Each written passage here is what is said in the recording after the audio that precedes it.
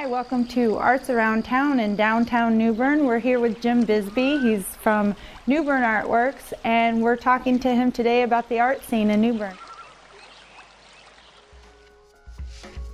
Hi, Jim. Hi, Lisa. So the art scene in New Bern, you're going to talk a little bit about the Craven Arts Council.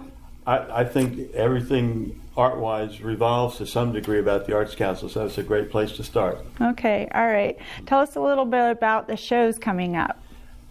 Well, we have shows every 1 or 2 months. We have a new show. The show that they're getting ready to start right now is the annual show we do for the Craven County schools. So the teachers have been busy over there in the gallery, actually more than setting up. They've been busy for months. They usually go to the North Carolina Art Museum and they pick some topic and they come back and they teach the kids about it, and the kids produce art, and now they're hanging it in the gallery for our show. It's a wonderful show. There will be more people attending this one than any show we do all year.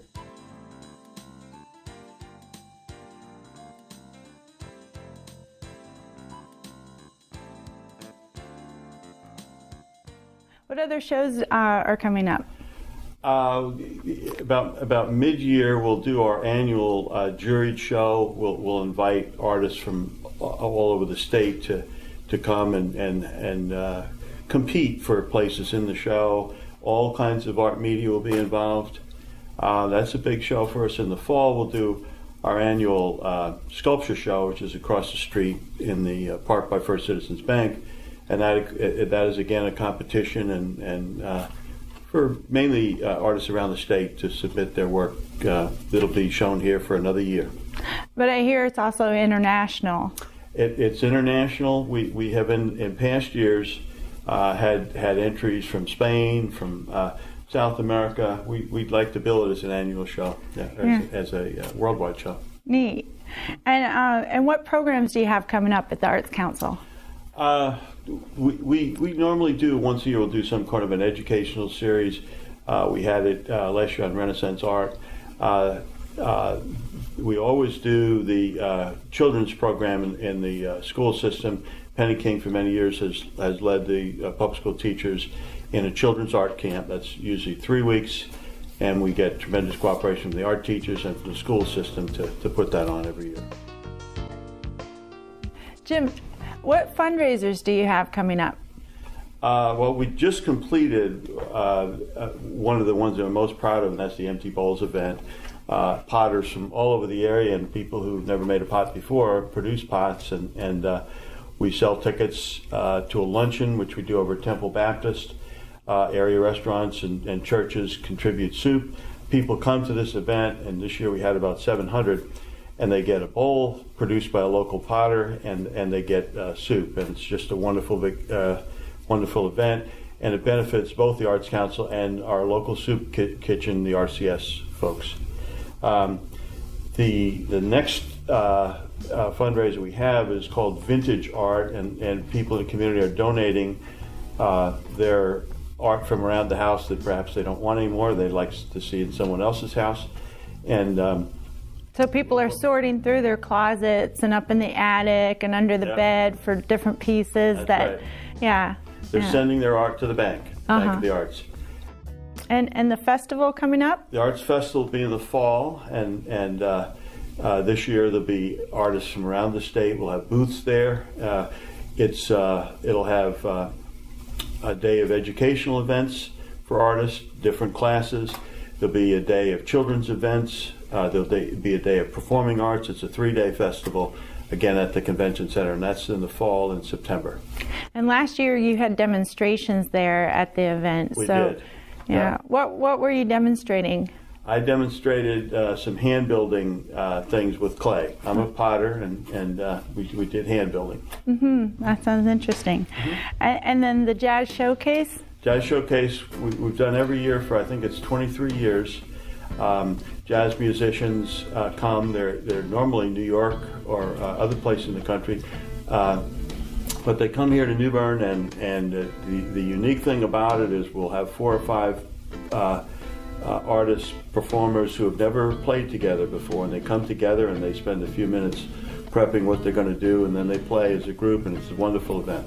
Oh, that sounds something to look forward to next year. Yeah. So this year, we've already had one art walk. The next art walk, when is that? Next art walk will be next week. It's next Friday night, the 11th of March, and that'll be our first, hopefully, warm weather art walk, and we should see droves of people throughout downtown New Bern.